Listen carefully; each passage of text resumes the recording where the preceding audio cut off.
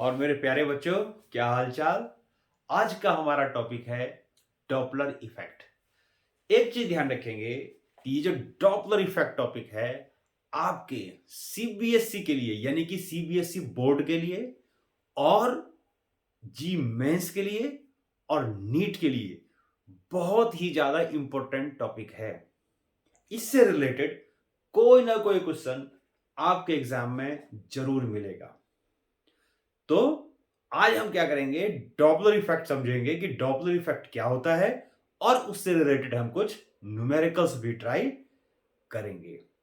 देखो, शुरुआत करते हैं डॉपलर इफेक्ट की।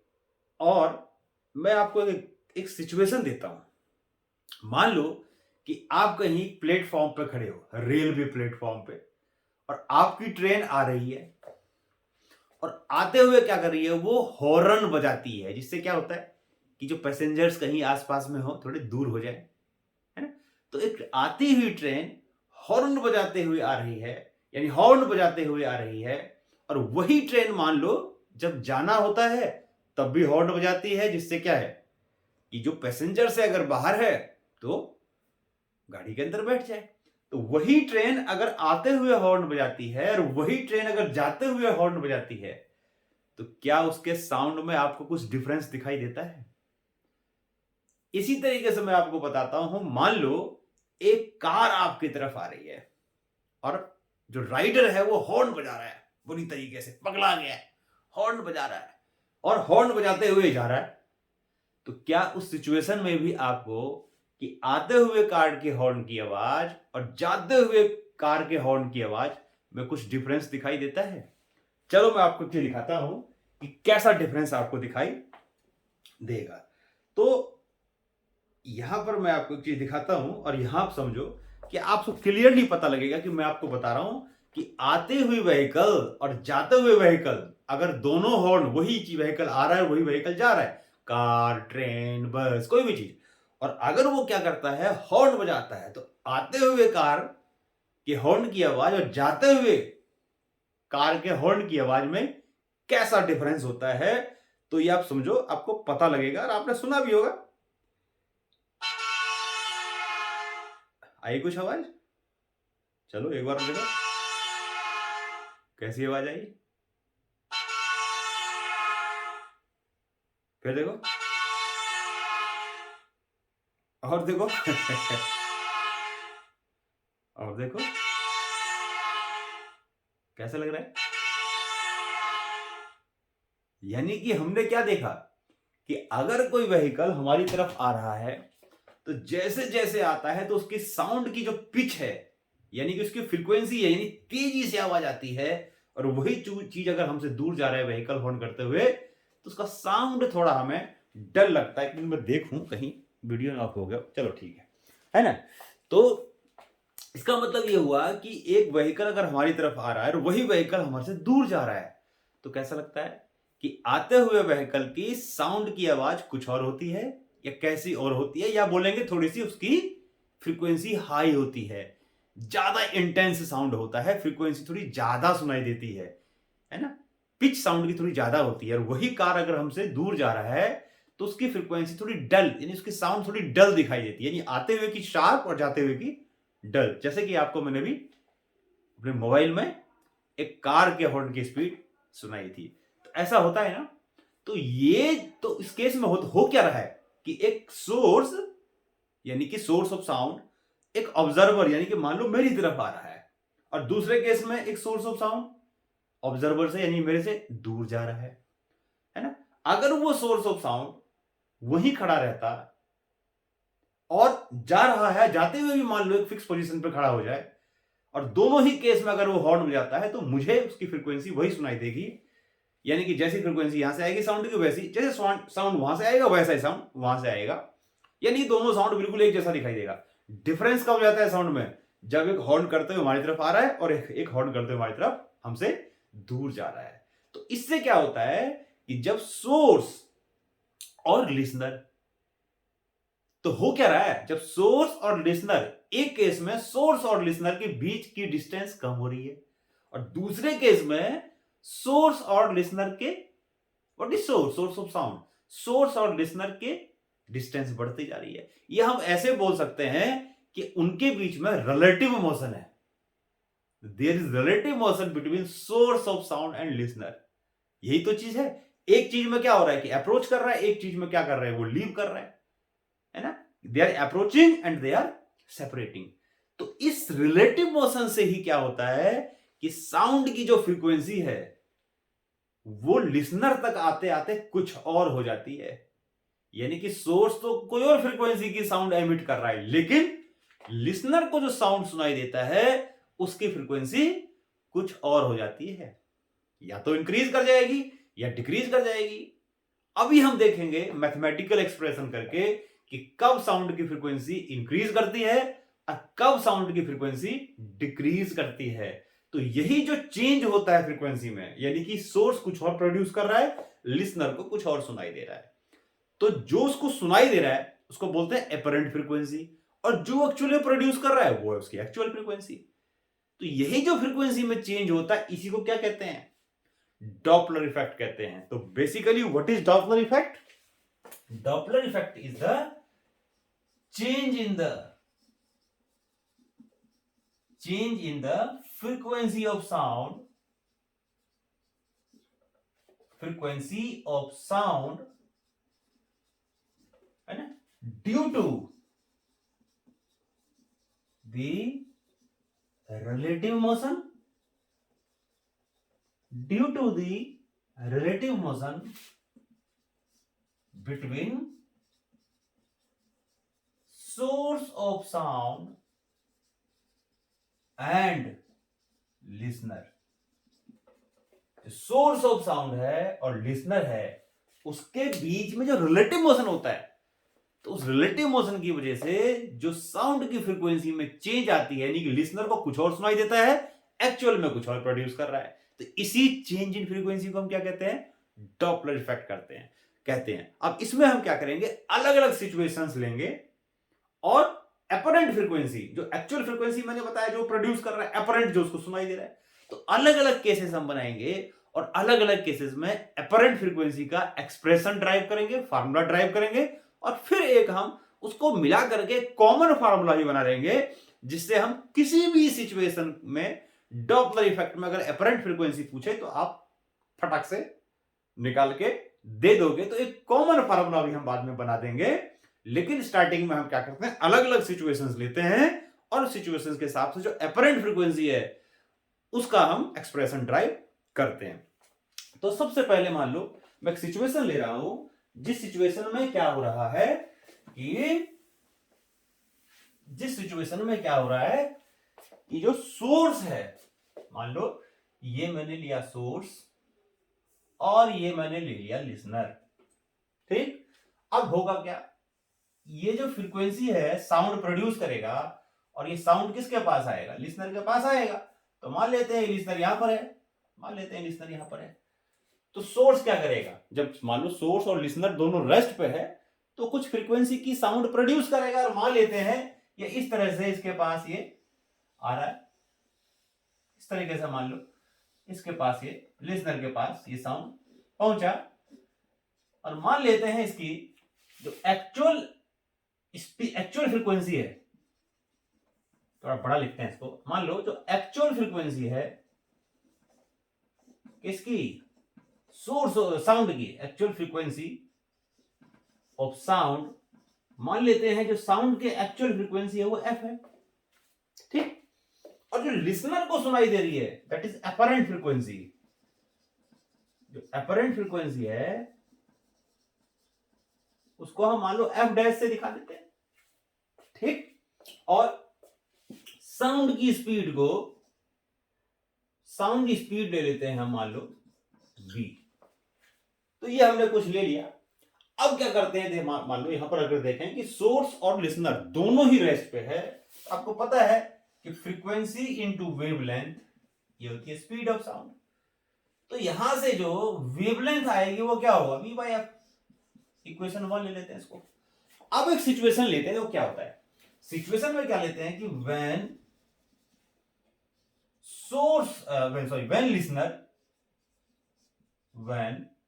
Listener is moving towards stationary source. Stationary source. मान लो एक सिचुएशन लिया हमने जिसमें हम क्या कहते हैं कि लिसनर जो है ये स्टेशनरी सोर्स की तरफ मूव कर रहा है। कोई भी वेलोसिटी मान लेते हैं, लेट वीएल ले लिया मैंने, यहां लिख देता हूं साइड में, V L is the velocity of listener. मान लो लिसनर की वेलोसिटी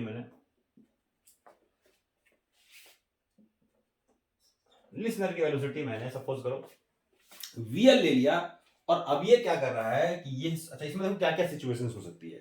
एक सिचुएशन ये है कि सोर्स रेस्ट पे है, लिसनर इसके पास आ रहा है या लिसनर इससे दूर जा रहा है, यही दो सिचुएशन होगी, तीसरी कोई सिचुएशन नहीं होगी।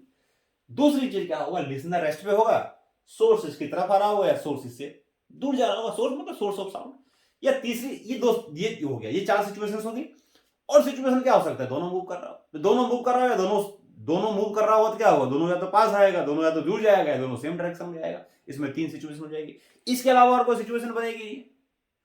तो ये सिचुएशन अलग अलग है। हम क्या करते हैं, दो सिचुएशंस को ड्राइव करके उसको फिर हम कंबाइन कर देंगे तो एक कॉमन फार्मूला हमारा बन जाएगा। तो अभी हम क्या ले रहे हैं कि लिसनर किस पे है, लिसनर जो है वो सोर्स की तरफ जा रहा है विद सम वेलोसिटी, और मान लेते हैं वेलोसिटी वीएल है, और सोर्स कहां पर है, रेस्ट पे है। तो सोर्स की पोजीशन मान लो ये रही, और लिसनर मान लो पहले कहां था, पहले लिसनर मान लिया यहां था, सोर्स पहले यहां था। अब होगा क्या कि सोर्स तो वेव प्रोड्यूस कर रहा होगा, तो एक सेकंड में जितनी देर में सोर्स साउंड इधर आएगा उतनी देर में लिसनर भी कुछ आगे चला जाएगा। तो मान लेते हैं लिसनर यहां से यहां चला गया, लिसनर यहां था एल पे, अब मान लो लिसनर एल डैश पे आ गया आफ्टर 1 सेकेंड। तो अब सोर्स से जो साउंड प्रोड्यूस होगा उस लिसनर तक पहुंचने के लिए अब इतना कम डिस्टेंस ट्रेवल करना पड़ेगा। तो इसका मतलब यह है कि अब जो इसके पास, ये हम ले लेते हैं, और अब यहां लिसनर यहां पर आ गया, तो अब क्या होगा, अब इसको यहां पहुंचने के लिए इतना डिस्टेंस कवर करना पड़ेगा, यानी कि इतना डिस्टेंस अब इसको कवर नहीं करना पड़ेगा इसको पहुंचने के लिए। अब देखो होता क्या है कि अगर सोर्स रेस्ट पर होता है, तो सोर्स अगर रेस्ट पर होगा तो जो साउंड वो प्रोड्यूस कर रहा है, साउंड की वेवलेंथ पे कोई फर्क नहीं पड़ेगा। If source is at rest, then देखो कौन सी वेवलेंथ प्रोड्यूस कर रहा है सोर्स, वो सोर्स पर डिपेंड करेगा, लिसनर से उसका कोई लेना देना नहीं है। अब क्योंकि यहां पर सोर्स रेस्ट पे है, तो लिसनर अगर मूव कर रहा है, पास आ रहा है या उससे दूर जा रहा है, उसके मोशन से जो भी वो वेव प्रोड्यूस कर रहा है उसकी वेवलेंथ में कोई चेंज नहीं आएगा, लेकिन यहां पर चेंज क्या होगा, देखो अगर ये सोर्स और रेस्ट पे और लिसनर उसकी तरफ आ रहा है विद सम वेलोसिटी, और मान लेते हैं वेलोसिटी क्या इसका वीएल है ना, तो इस केस में अगर हम देखेंगे, और साउंड कैसे प्रोड्यूस कर रहा है, साउंड इधर जा रहा है विद वेलोसिटी वी, तो अगर यहां पर हम देखेंगे तो सोर्स और लिसनर, सोर्स ऑफ साउंड और लिसनर दोनों ऑपोजिट डायरेक्शन में जा रहे हैं। तो रिलेटिव वेलोसिटी क्या होगी between the speed of sound and listener. तो अब जो रिलेटिव स्पीड हो जाएगी वो हो जाएगा दिस प्लस दिस, क्योंकि दोनों ऑपोजिट डायरेक्शन में जाते हैं। जब दो चीजें ऑपोजिट डायरेक्शन में मूव कर रही है, then what is the relative speed, दोनों को ऐड कर दो, दोनों की स्पीड को, वो रिलेटिव स्पीड इनकी हो जाएगी। तो इसका मतलब ये हो गया कि अगर लिसनर उसकी तरफ मूव कर रहा है, सोर्स की तरफ, स्टेशनरी सोर्स की तरफ, तो सोर्स क्या करेगा, वही फ्रीक्वेंसी की वेव प्रोड्यूस करेगा, वही वेवलेंथ की वेव प्रोड्यूस करेगा। लेकिन जो रिलेटिव स्पीड है, क्योंकि बदल जाएगी बिटवीन सोर्स ऑफ साउंड और लिसनर के बीच में, रिलेटिव स्पीड अब कुछ और हो जाएगी। तो उससे क्या होगा कि लिसनर तक पहुंचते पहुंचते साउंड की फ्रीक्वेंसी बदल जाएगी, लेकिन वेवलेंथ ध्यान रखेंगे वही रहेगा। क्यों? क्योंकि वेवलेंथ किस पर डिपेंड करता है, सोर्स की स्पीड पर डिपेंड करता है। अगर सोर्स रेस्ट पे है तो उसका लिसनर से कोई लेना देना नहीं है, वो तो वही वेवलेंथ की साउंड प्रोड्यूस कर रहा है ना। अगर सोर्स, ये थोड़ी है कि सोर्स उस तरफ आ जाएगा तो उसकी वेवलेंथ अलग हो जाएगी या फ्रीक्वेंसी अलग हो जाएगी, उसका तो वेवलेंथ वही रहेगा। तो इसका मतलब सोर्स के रेस्ट पर रहने से और लिसनर के मूव करने से वेवलेंथ में कोई चेंज नहीं आता, क्योंकि वेवलेंथ में अगर चेंज नहीं आता तो लेकिन रिलेटिव वेलोसिटी यहां चेंज हो गई। अब मान लो एग्जांपल देता हूं कि मैं दौड़ रहा हूं और मेरी तरफ कोई बॉल फेंक रहा है, हर एक सेकंड मान लो एक बॉल फेंक रहा है, तो अगर मैं रेस्ट पे होऊंगा तो एक सेकंड में मेरे पास एक बॉल आएगा ना। लेकिन अगर मैं भागते हुए जाऊं, भाई एक सेकंड में बॉल कैसे निकालूंगा कि एक सेकंड में बॉल मेरे पास आया, अब मैं उसकी तरफ भागते हुए जाऊं तो क्यों मेरी रिलेटिव स्पीड बदल गई ना। एक तो बॉल की स्पीड मेरी तरफ हो गई और मैं भी उसकी तरफ जा रहा हूं, तो relative speed will be increase. तो जब इसका मतलब मेरी तरफ जो बॉल आएगा ज्यादा स्पीड से आएगा, मेरी तरफ जो बॉल आएगा वो ज्यादा स्पीड से आएगा, तो ज्यादा स्पीड से जब बॉल आएगा तो ज्यादा बॉल आएगा फिर, क्योंकि बॉल को आने में कम टाइम लगेगा। सीधी सी बात है ना। अगर मैं स्टेशनरी हूं और एक कोई ऑब्जेक्ट है, कोई दूसरा पर्सन है, वो मेरी तरफ क्या कर रहा है, बॉल फेंक रहा है, और मान लो एक सेकंड में एक बॉल फेंक रहा है, तो आया बॉल, एक सेकंड में कैच किया, अगला बॉल आया, एक सेकंड में कैच किया, अगला बॉल आया। लेकिन अगर मैं उसकी तरफ भागने लगूं तो भागने से क्या होगा, रिलेटिव स्पीड बदल जाएगी ना। तो रिलेटिव स्पीड अगर बदल जाएगी, है ना, तो यदि मेरी तरफ जो बॉल आ रहा है वो ज्यादा स्पीड से आएगा, तो ज्यादा स्पीड से आएगा तो नेचुरल सी बात है टाइम कम हो जाएगा। तो अब एक सेकंड के अंदर मेरे पास जो बॉल आएगा वो एक से ज्यादा होगा। वही चीज यहां पर हो रहा है, उसी को तो फ्रीक्वेंसी बोलते हैं कि पर सेकंड में कितना आ रहा है। अब बॉल की जगह यहां पर वेव मान लो, तो एक सेकंड में वही बॉल मेरे पास अब ज्यादा नंबर में आएगा, यानी वो प्रोड्यूस करेगा कम लेकिन मेरे पास आएगा ज्यादा। क्यों? क्योंकि रिलेटिव स्पीड चेंज हो चुकी है अब, है ना, स्पीड बढ़ चुकी है अब। तो इसका मतलब अब एक सेकंड में मेरे पास ज्यादा बॉल आएगा, यानी फ्रीक्वेंसी अब इंक्रीज हो जाएगी। समझ में आ गया? तो इसका मतलब अब लेते हैं कि मान लो क्या बताया मैंने आपको, सोर्स के रेस्ट पे रहने से, लिसनर के मूव करने से वेवलेंथ में चेंज नहीं आता, लेकिन क्योंकि रिलेटिव स्पीड अब बदल जाएगी तो इसलिए जो फ्रीक्वेंसी ऑब्जर्वर को सुनाई देगा या लिसनर को सुनाई देगा वो एक्चुअल से अब डिफरेंट होगा। क्यों? क्योंकि मैंने क्या बताया, पहले फ्रीक्वेंसी कम थी, अब एक सेकंड में ज्यादा बॉल आ रहे हैं, ज्यादा वेव आ रहे हैं, तो फ्रीक्वेंसी विल चेंज। ये तो फ्रीक्वेंसी होती है कि एक सेकंड में कितनी वेव्स आ रही है। क्लियर है? चलो इसको फार्मूला ड्राइव करते हैं। देखो, तो इसमें हम ले रहे हैं कि when listener is moving towards the stationary source with velocity vl, तो रिलेटिव स्पीड क्या होगी? तो रिलेटिव स्पीड या वेलोसिटी कुछ भी ले लो, रिलेटिव वेलोसिटी ले लेते हैं क्योंकि वेलोसिटी बार बार वर्ड यूज कर रहे हैं हम। तो relative velocity of listener, relative velocity of listener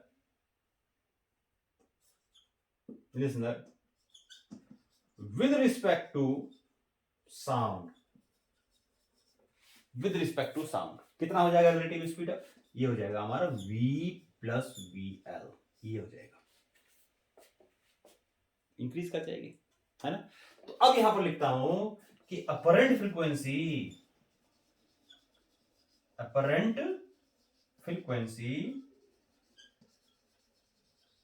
heard by listener. अब जो अपरेंट फ्रीक्वेंसी जो लिसनर सुनेगा, जो उसके पास आवाज आएगी, उसकी फ्रीक्वेंसी क्या होगी? अब उसकी फ्रीक्वेंसी होगी F dash, that will be V plus V L upon lambda. Lambda में देखो मैंने कोई चेंज नहीं करा, क्योंकि जो सोर्स वेव प्रोड्यूस कर रहा है उसकी वेवलेंथ वही रहेगी। उसका लिसनर से वेलोसिटी से क्या लेना देना, स्पीड से क्या लेना देना, उसके मोशन से क्या लेना देना उसको, वो तो जो वेवलेंथ प्रोड्यूस कर रहा है, जिस वेव की वेवलेंथ प्रोड्यूस कर रहा है वही करेगा। तो लैम्डा क्योंकि वही रहा, लेकिन अब क्या हुआ, स्पीड बदल गया है, रिलेटिव स्पीड चेंज हो गया है, तो इसलिए अब फ्रीक्वेंसी थोड़ी सी ज्यादा हो जाएगी। पहले फ्रीक्वेंसी क्या थी? पहले फ्रीक्वेंसी होगी दिस और फ्रीक्वेंसी होगी दिस, तो थोड़ी सी इंक्रीज कर गई, है ना। तो यहां से अब क्या करेंगे, हम लैम्डा की जगह डाल देंगे v बाई एफ। तो क्या हो जाएगा, देखो यहां से इसको सॉल्व करते हैं, तो एफ डैश आ जाएगा v plus V L upon lambda की जगह डालते हैं v बाई एफ, तो v नीचे रहेगा, f आ गया हमारा ऊपर। तो ये आ गया expression of the apparent frequency, यानी इस फ्रीक्वेंसी की साउंड अब लिसनर को सुनाई देगा यदि लिसनर सोर्स की तरफ जा रहा है, कौन सी स्पीड से? वीएल स्पीड से। और what is V here? v is the speed of sound in the medium, and what is f? f is the actual frequency of the sound. What is f dash? Apparent frequency of the sound heard by the listener. Clear यहां तक? इसी case में अगर मान लो एक दूसरी situation लेते हैं, इसको नोट करो पॉज करके, ठीक? हाँ, अब इसी केस में हम मान लो दूसरी सिचुएशन लेते हैं जिसमें हम क्या करते हैं इसी केस में हम दूसरा सिचुएशन लेते हैं जिसमें हम क्या करते हैं, देखो जिसमें हम करते हैं मूविंग टुवर्ड्स, तो लिख देते हैं मूविंग अवे। मूविंग अवे, अब मान लो क्या होगा कि लिसनर दूर जा रहा है, मान लो सोर्स है, सोर्स ऑफ साउंड है, ये लिसनर है, अब ये इधर भाग रहे हैं, कौन सी स्पीड से, सेम स्पीड से मान लेते हैं। तो अब जो रिलेटिव स्पीड होगी वो क्या होगी, अब जितनी देर में मान लो 1 सेकंड में इसे प्रोड्यूस किया, अब यहां पर आ गया, तो अब तो वेव के नंबर बढ़ जाएंगे ना, देखो जी क्या हो गया, इंक्रीज कर गया, है ना। तो अब यानी कहने का मतलब यह है कि उससे दूर जा रहा है, तो अब रिलेटिव स्पीड क्या होगी, अब जो रिलेटिव स्पीड होगी वो होगी v माइनस वी एल। मैं डायरेक्ट लिख देता हूं उसको, क्योंकि अप्रोच कर रहा था तो प्लस, दूर जा रहा है माइनस, और वेवलेंथ तो यहां भी वही रहेगी, अपरेंट फ्रीक्वेंसी हो गई, और एक्चुअल फ्रीक्वेंसी क्या है इसकी, एफ। तो इस केस में ये हो जाएगा कि अगर लिसनर दूर जा रहा है स्टेशनरी सोर्स से, this is the apparent frequency heard by the listener. तो पास आ रहा था प्लस, दूर जा रहा है लिसनर सोर्स से, स्टेशनरी सोर्स से माइनस। क्लियर है, तो इस चीज को यहां तक नोट करो। अब हम क्या करते हैं, लिसनर को रेस्ट पे कर देते हैं और सोर्स को मूव कराते हैं।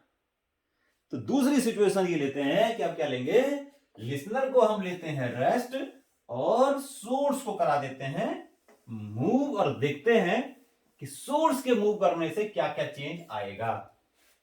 ये चीज तो वही है। देखो अब क्या करते हैं कि when source is moving towards stationary listener, मान लो सोर्स क्या कर रहा है, अब लिसनर की तरफ जा रहा है, तो मान लेते हैं ये एक्चुअल सिचुएशन थी, ये हो गया सोर्स और ये था यहां पर लिसनर। अब होगा क्या, देखो अब ये होगा कि पहले जो सोर्स वेव प्रोड्यूस कर रहा था वो ऐसा होगा, इस तरह से कुछ वेव बनेगा उसका, इस तरह से कुछ वेव बनेगा, यहां मान लो लिसनर है, ठीक। अब क्या होगा, देखो वेवलेंथ क्या होती है, ये एक वेव का जो डिस्टेंस होता है उसको वेवलेंथ बोलते हैं, पता ही है ना। यानी कहने का मतलब यह है कि एक वेव का मतलब है इतना, यानी कि मान लो उसका टाइम पीरियड अगर मैं टी ले लूं और साउंड की स्पीड ले लूं v, है ना, तो टी टाइम में जो डिस्टरबेंस है वो यहां से यहां तक पहुंच जाएगा, यानी कि लैम्बडा डिस्टेंस कवर कर लेगा। What is wavelength, wavelength is the distance travelled by the disturbance in 1 second. जो डिस्टरबेंस होती है 1 सेकंड का 1 टाइम पीरियड, यानी जो भी वेव का एक टाइम पीरियड होता है उतना टाइम पीरियड में जो डिस्टरबेंस जितना आगे जाती है उसको वेवलेंथ कहते हैं, हमें पता है, ठीक। तो ये वेवलेंथ हो गया। अब देखो क्या होगा कि जब ये सोर्स मूव करने लगेगा, मान लो लिसनर की तरफ विद वेलोसिटी वीएस मान लेते हैं, तो जब इस तरफ जाएगा तो यहां से इसने साउंड प्रोड्यूस कर दिया, यहां से इसने साउंड प्रोड्यूस कर दिया, ठीक। तो 1 सेकंड में यहां तक 1 सेकंड एक टाइम पीरियड के बाद डिस्टरबेंस यहां से यहां पहुंच चुका होगा। कितना टाइम बाद, जो भी वेव का टाइम पीरियड होता है, स्पीड जो भी है टाइम पीरियड है वेव का, उतने टाइम में डिस्टरबेंस यहां से यहां तक पहुंचेगा। अब उतना ही टाइम में एक चीज सोचो, क्या सोर्स आगे नहीं चला जाएगा, जितने टाइम में डिस्टरबेंस एक लैम्डा डिस्टेंस कवर करेगी, that is the time period of the wave, उतने ही देर में सोर्स भी तो कुछ आगे चला जाएगा। तो यानी कहने का मतलब ये हो गया कि यानी टी टाइम बाद अगर हम ध्यान से देखेंगे तो सोर्स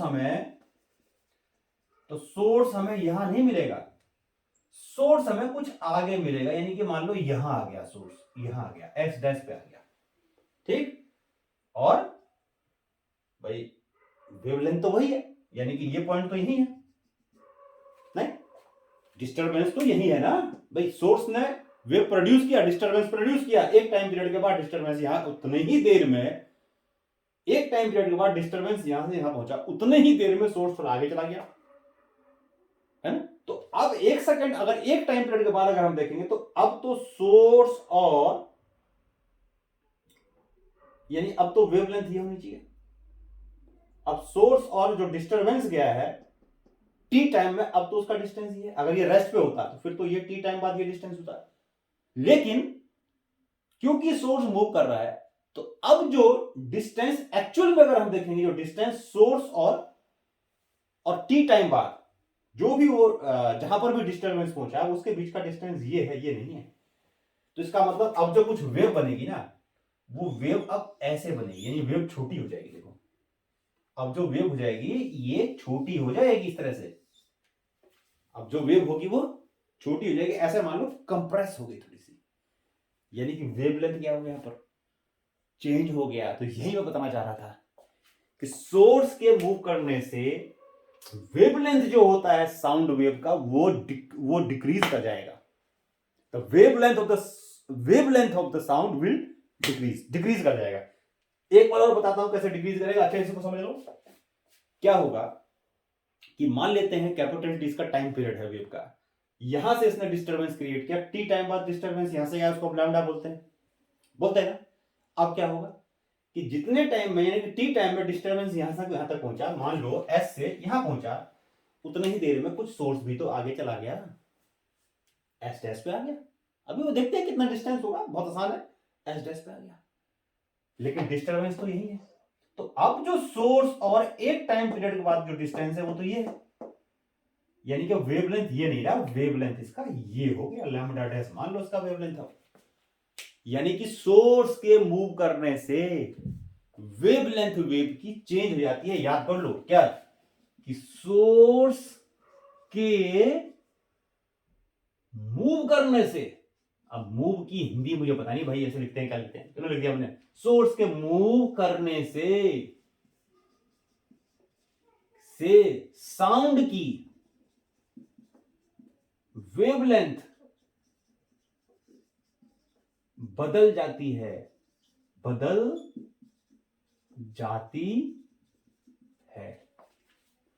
ठीक।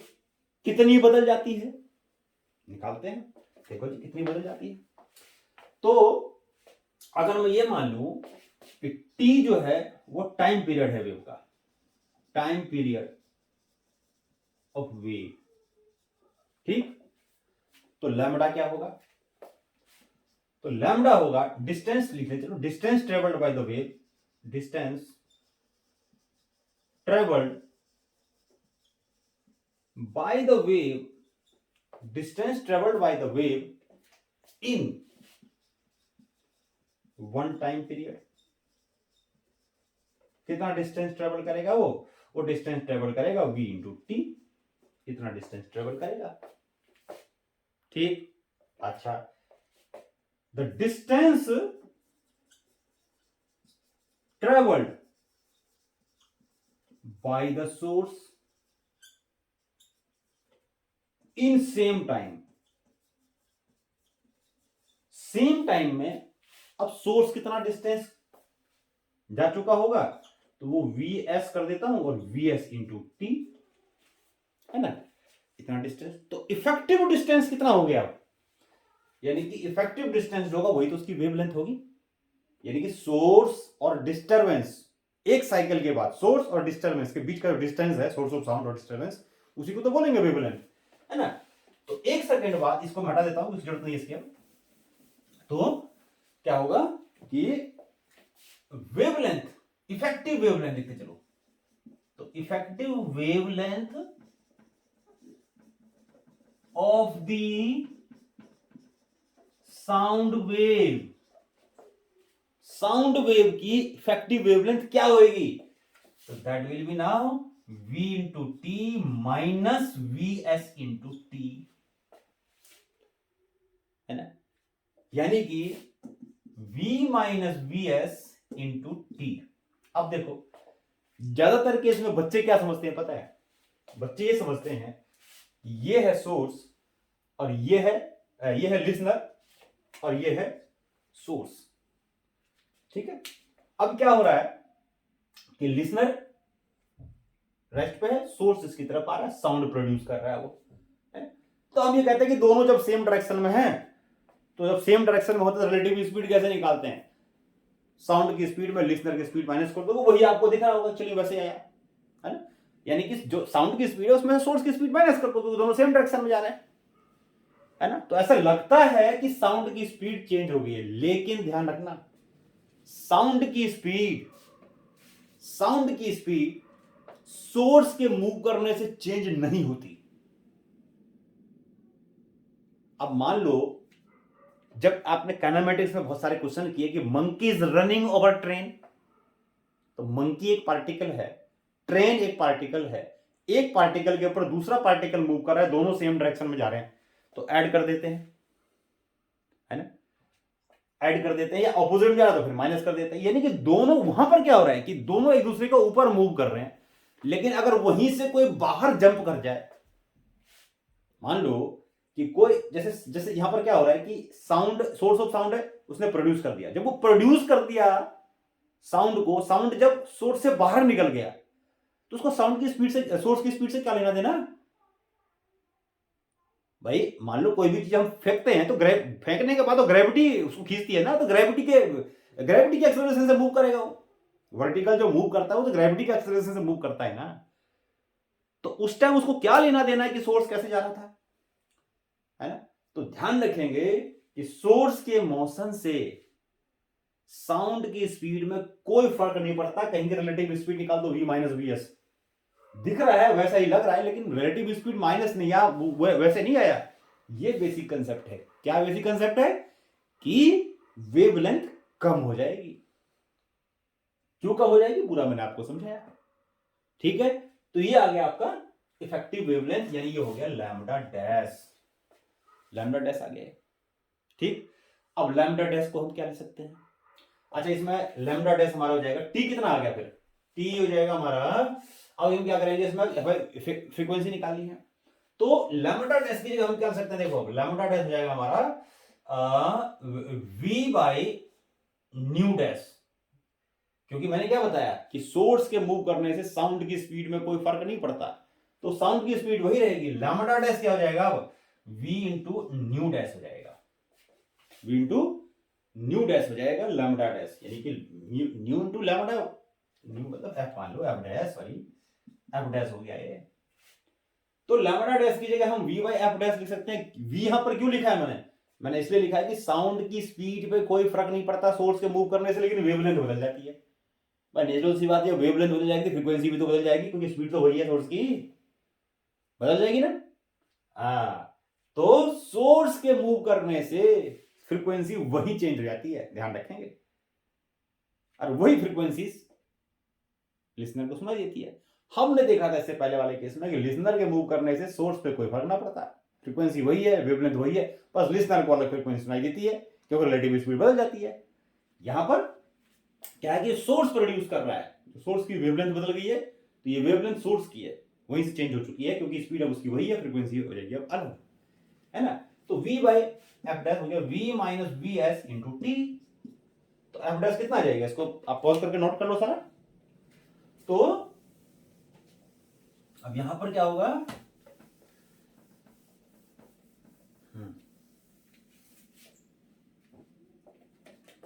तो यहां से एफ डैश की वैल्यू हो जाएगी v upon v minus V dash, v minus we S, sorry v minus we S और इंटू टी। टी का टाइम पीरियड होता है, और टाइम पीरियड क्या होता है, रेसिप्रोकल ऑफ फ्रीक्वेंसी होती है। तो v upon v minus V dash, और अपॉन कर देंगे इसको 1 अपॉन एफ, या ऐसा कर लो सीधे 1 अपॉन टी अलग लिख दो उसको, देखो 1 अपॉन टी, और 1 अपॉन टी इज एफ। तो एफ डैश कितना आ गया फिर, F dash equal to v upon v minus we S और इंटू एफ। ये हो गया अपरेंट फ्रीक्वेंसी का एक्सप्रेशन। कब, जब लिसनर होगा रेस्ट पे और सोर्स उसकी तरफ आ रहा होगा विद वेलोसिटी vs, अप्रोच कर रहा होगा सोर्स। अब इसमें एक चीज देखो, इससे पहले वाले सिचुएशन में जब हमने किया था कि जब सोर्स रेस्ट पे था और लिसनर उसकी तरफ आ रहा था, तो क्या था फॉर्मूला, एफ डैश उसमें केस था v plus V L upon V, यही था, है ना। यानी कि जब लिसनर यानी सोर्स है और लिसनर है, लिसनर इसकी तरफ आ रहा है विद वेलोसिटी वीएल, तो यह जाएगा। अब क्या है, लिसनर रेस्ट पे है, लिसनर रेस्ट पे है और सोर्स इसकी तरफ आ रहा है विद वेलोसिटी वीएस, तो यह जाएगा फार्मूला। यानी एक केस में यहां प्लस हुआ, दूसरे केस में यहां माइनस हुआ, ध्यान रखेंगे, न्यूमरेटर प्लस डिनोमिनेटर में माइनस। इसको हम बाद में जब फार्मूला बढ़ाएंगे एक कॉमन फार्मूला, तो उसमें ये चीज आएगा। जब ऊपर प्लस होता है उसी सिचुएशन में जब सोर्स मूव करेगा, यानी जब लिसनर अप्रोच कर रहा है, listener rest, source move approach कर रहा है, तो यहाँ माइनस आ जाएगा, ऊपर वाले में प्लस था, तो यहाँ प्लस, तो यहाँ उसी केस में क्या जाएगा माइनस। ये दोनों ही केस में अप्रोच कर रहा है, यहाँ भी सोर्स और लिसनर अप्रोच कर रहा है, यहाँ भी सोर्स और लिसनर अप्रोच कर रहा है, लेकिन दोनों में केस में डिफरेंस क्या है, एक में लिसनर मूव कर रहा है, एक में सोर्स मूव कर रहा है। तो यहाँ लिसनर मूव कर रहा है प्लस टुवर्ड्स द सोर्स, और जहां सोर्स मूव कर रहा है टुवर्ड्स द लिसनर, वहां नीचे माइनस आ जाएगा। क्लियर? इसी में अगर हम दूसरा केस बनाते हैं कि जब क्या होता है कि when source is moving away from the stationary listener। हाँ, अब एक और सिचुएशन बनाते हैं, उसको डायरेक्टली वैसे लिख देते हैं कि when source is moving away from stationary listener। मान लो अब क्या हो रहा है कि सोर्स जो है वो स्टेशनरी लिसनर की तरफ मूव कर रहा है, और जब उसकी तरफ मूव करेगा तो क्या चेंज हो जाएगा, when source is moving away, away from, दूर नहीं, तरफ नहीं, दूर जा रहा है। मान लिया ये है सोर्स और ये है मान लो लिसनर, ये हो गया। अब ये इधर के बजाय क्या कर रहा है, इधर जा रहा है विद वेलोसिटी ps। तो उसी में क्या करेंगे, अब वेवलेंथ थोड़ी बड़ी, मान लो खिंच गई, पहले भाई साउंड तो इधर जा रहा है, तो ये हो गया पहले वाला वेवलेंथ। अब क्योंकि एक सेकंड में क्या करेगा, जैसे यहां पर आया तो ये वेवलेंथ एक्चुअल है। अब एक सेकंड बाद क्या होगा, सोर्स यहां की जगह मान लो यहां आ गया, एस डैश पे आ गया, अब डिस्टरबेंस तो यही है, तो अब जो वेवलेंथ होगी वो ये हो जाएगी। अब जो वेवलेंथ होगी वो थोड़ी बड़ी हो जाएगी भाई, इस तरह से हो जाएगी वेवलेंथ। पहले वेवलेंथ ये थी, अब वेवलेंथ बड़ी हो जाएगी, यानी कैसे मतलब खींच दिया इसको, वेव को, है ना, क्योंकि एक सेकंड बाद जो डिस्टेंस होगा डिस्टरबेंस का और सोर्स का अब इंक्रीज कर जाएगा। ठीक है, तो यहां पर प्लस करेंगे तो बेसिकली क्या हो जाएगा फार्मूला एफ डैश का, ये जाएगा v upon v plus we S और इंटू एफ। ये आ गया इस केस में, आ गया। तो मैंने भी आपको बताया था, जब ऊपर एक सिचुएशन, जब ऊपर लिसनर वाले केस में ऊपर होता है माइनस, नीचे हो जाएगा प्लस, ऊपर प्लस यहाँ माइनस। तो ये हमने सिचुएशंस लिया और हमने देखा कि एक केस में सोर्स मूव कर रहा है अवे और towards the listener, stationary listener. दूसरे केस में देखा कि सोर्स रेस्ट पे है, लिसनर उसकी तरफ जा रहा है। अब दोनों मूव कर रहा है, तो जब दोनों मूव कर रहा है तो उसके लिए मैं एक फार्मूला बताता हूं आपको, इनको मैं कंबाइन कर देता हूं और सीधे उस फार्मूले को आप याद करो। और क्या है फार्मूला कि when both source and when both source and listener are moving, जब दोनों ही मूव कर रहा हो तो उसके लिए हम देखो क्या करेंगे, जो अपरेंट फ्रीक्वेंसी होगी एफ डैश इक्वल लिखोगे यहां पर v और v, तो यहां लिखी दो v, और यहां होता है ऊपर vl, यहां v और यहां होता है vs और इंटू एफ। ये मेन फार्मूला इसमें से मान लो ये हो गया, ठीक। और ऊपर लगाओ प्लस माइनस, तो नीचे हो गया माइनस प्लस। ये क्यों बताया, क्यों किया प्लस माइनस और नीचे माइनस प्लस क्यों किया, इसीलिए किया कि जिस सिचुएशन में यहां प्लस होता है उसी सिचुएशन में यहां माइनस होता है, जिस सिचुएशन में यहां माइनस होगा उसी में यहां प्लस होगा, है ना। तो इसीलिए हमने इस तरह से ऊपर प्लस माइनस लिखा, नीचे माइनस प्लस लिखा है। ऊपर हमेशा लिसनर आएगा, नीचे हमेशा सोर्स आएगा। अब इसमें देखो मैं अलग अलग केसेस आपको बना के दिखाता हूं इस फार्मूले से।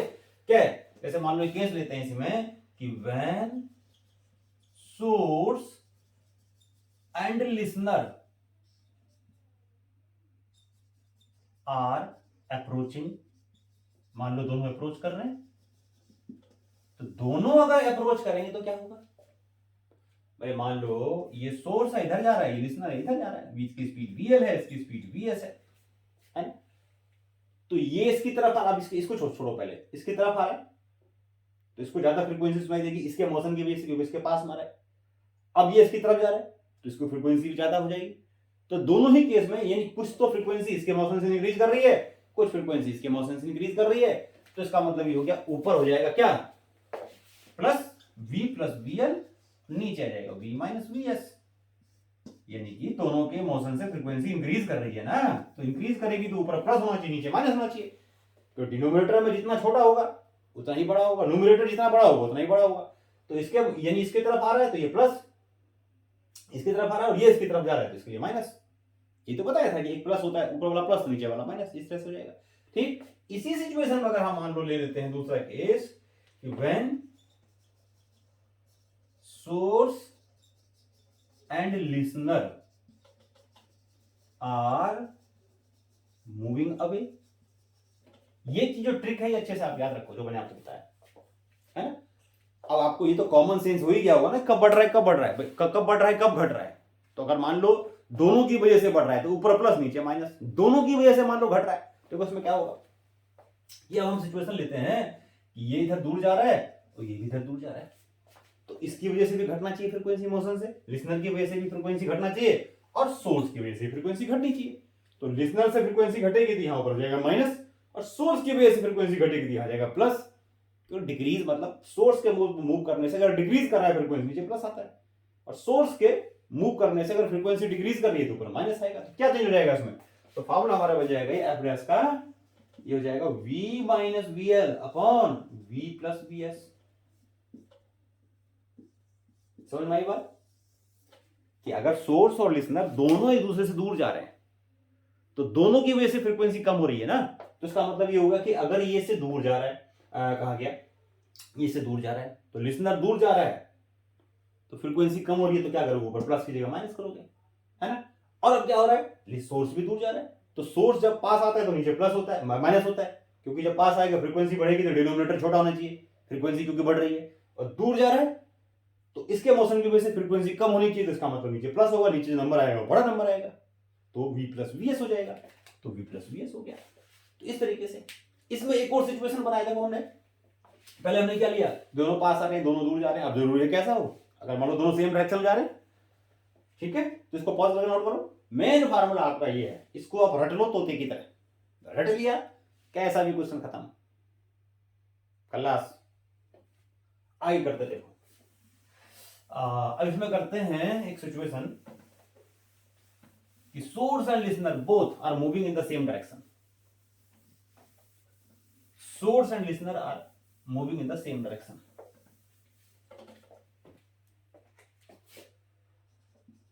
When source and listener are moving in same direction, same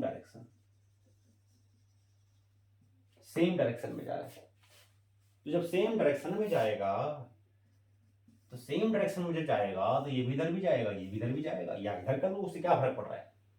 तो VS और VL इस तरह से है ना, ये हो गया।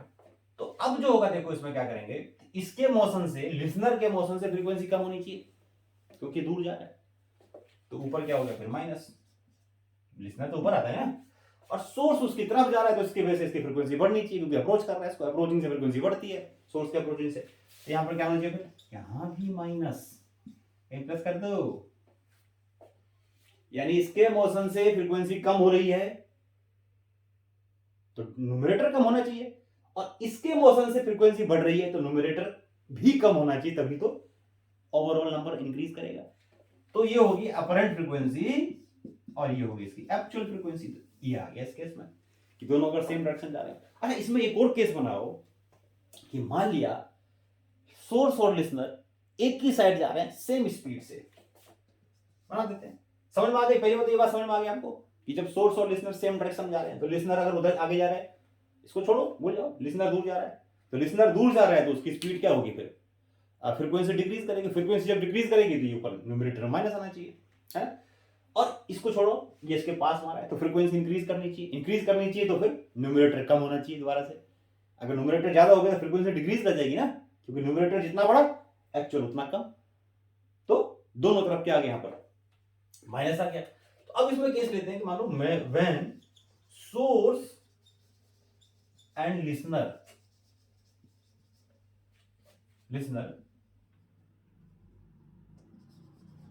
are moving in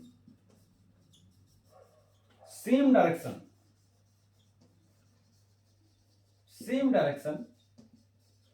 with same speed, same direction same speed, तो क्या होगा फिर VL इक्वल टू VS कर दो, VL इक्वल टू VS मान लेते हैं दोनों को V डैश, तो क्या हो जाएगा F dash equal to V minus V dash, V minus V dash into F, ये कट गया तो F डैश जो आ गया वो F के इक्वल आ गया, नहीं no change in the frequency. यानी कि एक ट्रेन में एक पैसेंजर है दूसरा पैसेंजर है, दोनों एक दूसरे से चल रहा है, उनका लबी डबी चल रहा है तो दोनों की फ्रीक्वेंसी क्या होगी, जो प्रोड्यूस करेगा वो इसको सुनाई देगा, दोनों एक साथ जा रहे हैं भाई, तो रिलेटिव स्पीड क्या उनके बीच की, zero, no change in the relative speed, है ना। तो इसका मतलब रिलेटिव स्पीड में कोई चेंज नहीं है दोनों के, तो इसका मतलब ये हो गया कि फ्रीक्वेंसी में कोई चेंज नहीं आएगा। क्लियर, तो यहां तक ये हो गया। अब इसमें देखो हम अलग अलग सिचुएशंस लेकर के आपको मैं कुछ फार्मूले बता रहा हूं, बहुत इंपॉर्टेंट फार्मूले हैं, अच्छे से इसको आप समझो। तो ये हमारा डॉपलर इफेक्ट हो गया, बार बार हम इसी चीज को यूज करेंगे, कोई नया फार्मूला नहीं है। मेन फार्मूला जो आपको मैंने बताया था प्लस माइनस वाला, वो आपको याद करना है। अब इसी सिचुएशन को लेकर अलग अलग मैं सिचुएशन ड्राइव कर सकता हूं, हम ड्राइव कर सकते हैं। तो एक मैं क्या करता हूं, देखो कॉमनली ऐसे क्वेश्चन आता है, बहुत आता है एग्जाम में, दो तरह के क्वेश्चन आपको बता रहा हूं, या इससे रिलेटेड कंसेप्ट से रिलेटेड बहुत सारे क्वेश्चंस आते हैं ऐसे। जैसे एक मैं आपको बताता हूं, देखो मान लो ये है पुलिस वाला, मान लिया पुलिस वाला है, ठीक, पुलिसमैन, और ये है एक कार, पुलिस वाला और कार। चलो ये मैं ऐसे बनाता हूं, पुलिस वाले को कार को, ये है कार, ये है कार ऐसी होती है ना, ऐसे बना दिया, ये क्या बना दिया, तोप सा, ये तो रॉकेट सा बना दिया यार, ओए कार बना दो उसको, ये कार एम्बेसडर कार है भाई, हम नेता हैं, एम्बेसडर में घूमेंगे, कोई ऐसे थोड़ी है, हल्के आदमी थोड़ी है। हाँ, तो ये है कार, ये है नेता, ये बैठा इसके अंदर नेता है, नेता का ड्राइवर क्या कर रहा है, ड्राइविंग कर रहा है, चला रहा है कार को, है ना। और ये है पुलिस वाला, कौन है ये, पुलिस वाला, ये देखो पुलिस वाला बना दिया, ये है पुलिस वाला है खड़ा, ठीक। और उसने अपने पास लगा रखी एक मशीन फ्रीक्वेंसी चेक करने की। अब ये क्या कर रहा है, यहां से धैड़ धैड़ धैड़ हॉर्न मारे जा रहा है, क्या करे जा रहा है, हॉर्न मारे जा रहा है, ये हॉर्न मारे जा रहा है, ठीक, हॉर्न मार रहा है। यही पुलिस वाला, यही कार यहां पहुंच गया, यही कार यहां पहुंच गया। अब ऐसा ना हो कि कार का शेप भी बना बिगाड़ दूं मैं, चलो कोई बात नहीं भाई, समझ मान लीजिए बात, ये हो गया, चलो एम्बेसडर कार, ये एम्बेसडर कार, ठीक। अब यही कार यहां पहुंचा, अब ये क्या कर रहा है, हॉर्न मार रहा है, पकड़ा गया, बोरा गया नेता, बोरा गया नेता, बोराने तो बोराने को मैं समझते हो ना, पगला गया है ना। अब पुलिस वाला इसको देख रहा है, भैया इसने मशीन लगा रखी है, कभी देखा है ना, ऐसा होता नहीं है रोड पे, पुलिस वाले क्या होते हैं, साइड में एक मशीन छुपा के बैठ जाते हैं, और दूर जाके एक बार पुलिस वाला दो चार खड़े हो जाते हैं चेक करने के लिए over speeding of the vehicle. अब जो over speeding of the vehicle होती है वो क्या चीज होती है, वो वही चीज तो है कि सबसे पहले वो आ रहा है, अप्रोच कर रहा है मशीन की तरफ, पुलिस वाले की तरफ अप्रोच कर रहा है, जिसके पास हाथ में मशीन है, तो नेचुरल सी बात है, लिसनर रेस्ट पे है, सोर्स इसकी तरफ आ रहा है, तो फ्रीक्वेंसी इंक्रीज कर जाएगी ना। अब यही हॉर्न मारते हुए दूर जा रहा है, अब हॉर्न का मतलब समझो गाड़ी की आवाज भी हो सकती है भाई, उसमें क्या फर्क पड़ रहा है ना। तो हॉर्न वही चीज आते हुए उसको दूर जा रहा है, तो वही जब उससे दूर जा रहा है तो अब तो फ्रीक्वेंसी उसकी डिक्रीज हो जाएगी, है ना। तो वही पुलिस वाला क्या देखता है कि चेंज इन फ्रीक्वेंसी कितना हुआ, कि आते टाइम पे फ्रीक्वेंसी कितनी थी, जाते टाइम पे फ्रीक्वेंसी कितनी थी, तो चेंज इन फ्रीक्वेंसी कितना हुआ, उसी चेंज इन फ्रीक्वेंसी को मेजर करके हम चेक कर लेता है, वो मशीन बता देती है कि इसकी स्पीड जो परमिसेबल स्पीड है उससे ज्यादा है कि कम है। तो इस केस में वही निकालते हैं हम कि एक कार एक पुलिस वाले की तरफ आ रही है और वही कार पुलिस वाले से दूर जा रही है, नेता की कार, है ना। तो इसमें हम देखेंगे कि फ्रीक्वेंसी में क्या चेंज आया, कि पास आ रहा है तब कितनी फ्रीक्वेंसी, दूर जा रहा है तब फ्रीक्वेंसी की। तो तो इसमें कौन सा केस है, source is approaching toward the listener and source is moving away from the listener and listener is rest in both cases. मान लेते हैं इसकी जो स्पीड है सोर्स की, वही वीएस ले लो, क्या फर्क पड़ रहा है, जा रहा है वीएस स्पीड, यूनिफॉर्म स्पीड से जा रहा है, जो भी इसकी स्पीड है ना। और लिसनर है हमारे यहाँ पर रेस्ट, लिसनर है हमारे यहाँ रेस्ट पर। तो अप्रोच कर रहा है क्या, व्हेन अप्रोचिंग, जब वो अप्रोच कर रहा है तो फ्रीक्वेंसी क्या सुनाई देगी पुलिस वाले को, क्या होगी, फॉर्मूला याद करो, क्या बताया था, सोर्स इज मूविंग तो v upon v minus vs। Approach कर रहा है तो फ्रीक्वेंसी ज्यादा होगी ना, तो डिनोमिनेटर में सोर्स मूव कर रहा है भाई, मैंने बताया सोर्स नीचे आता है, लिसनर ऊपर आता है, और सोर्स अप्रोच कर रहा है तो फ्रीक्वेंसी बढ़नी चाहिए, उसका मतलब डिनोमिनेटर छोटा होना चाहिए, छोटा कर दिया भाई, ठीक। और इंटू एफ, अब क्या होगा, वो इससे दूर जा रहा है, तो when moving away, तो अब क्या होगी apparent frequency, F dash double dash मान लो, अब क्या दूर जा रहा है तब फ्रीक्वेंसी कम होगी, फ्रीक्वेंसी कम हो जाएगी तो क्या होगा, लिसनर कम v और नीचे माइनस की जगह हो जाएगा प्लस। क्लियर, पास आ रहा है तो फ्रीक्वेंसी बढ़ गई, डिनोमिनेटर माइनस, दूर जा रहा है तो फ्रीक्वेंसी क्या होगी, कम होगी, नीचे प्लस आएगा इसलिए कम हो गई, ठीक। तो चेंज इन फ्रीक्वेंसी क्या हुआ, what is the change in frequency, what is the change in frequency, कितना चेंज हुआ फ्रीक्वेंसी में, फ्रीक्वेंसी में कितना चेंज हुआ, फ्रीक्वेंसी में चेंज हुआ F double dash, F dash minus F double dash, this is change in frequency, मान लो डेल्टा एफ डैश है हमारा v upon v minus we S into F dash है v upon v plus V dash into यहाँ भी होना चाहिए भाई, इंटू एफ। क्लियर है, कॉमन ले लो, जो भी कॉमन आ रहा है तो v इंटू एफ कॉमन आ जाएगा, बाकी का एलसीएम ले लो, तो यहां जाएगा एलसीएम, चलो अभी एलसीएम लेते हैं, v square minus we s square, ये आ गया है ना, कॉमन क्या आ गया, कॉमन आ गया v इंटू एफ कॉमन आ गया, ये प्लस यहाँ आ गया v plus we s minus v minus, हाँ minus v minus we s, क्या आ गया। अब इसमें से क्या कैंसिल हो जाएगा, देखो v से v कैंसिल हो गया और बच गया हमारा ऊपर 2vs upon v square minus we s square into v आ गया इंटू एफ, ये आ गया चेंज इन फ्रीक्वेंसी। तो यही चेंज इन फ्रीक्वेंसी वो नोट करके वो नेता को पकड़ेगा या छोड़ेगा, डिपेंड करेगा नेता की स्पीड कितनी थी, डिपेंड करेगा नेता की स्पीड कितनी थी। तो यही फ्रीक्वेंसी में चेंज करके वो नेता को पकड़ेगा या नेता को छोड़ेगा, डिपेंड करेगा नेता की स्पीड कितनी थी। समझ में आया, नोट करो, पॉज करो और नोट करो, आगे शुरू करते हैं, ठीक है।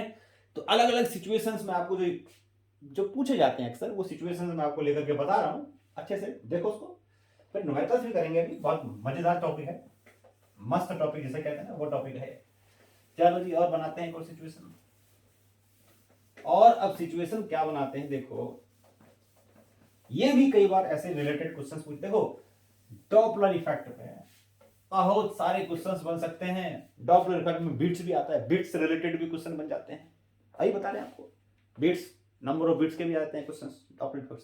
तो फ्रीक्वेंसी में चेंज आएगा तो वही तो बिट्स, एक फ्रीक्वेंसी ज्यादा एक फ्रीक्वेंसी कम, एक साथ आ गया तो नंबर ऑफ बिट्स आ गया, तो बिट्स से रिलेटेड भी आते हैं। तो कई सारे इसमें क्वेश्चंस बन जाते हैं, सैकड़ों मतलब हजारों क्वेश्चन बन जाते हैं इसमें। कुछ इंपोर्टेंट केसेस में आपको बता रहा हूं जो अक्सर पूछी जाती है, जैसे अब नेक्स्ट सिचुएशन में लेता हूं, मान लो, और क्या ले रहा हूं कि ये एक है दीवार, क्या है ये, एक दीवार, और यहां है एक कार, चलो हम तो एम्बेसडर ही बनाएंगे। यहां पर है कार, ये है दीवार, और यहां पर है कार, और ये कार क्या कर रही है, दीवार की तरफ आ रही है, और ये है अंदर आदमी बैठा हुआ है ना। उसको लग रहा है कि ये दीवार नहीं है, कुछ है, हॉर्न मारे जा रहा है बिना बात में, पगले की तरह हॉर्न पीटे जा रहा है बिना बात में। उसको लग रहा है ये नहीं है दीवार, कुछ और है, हॉर्न बजाया जा रहा है कि ताकि ये हट जाए, दीवार कहां से हटे।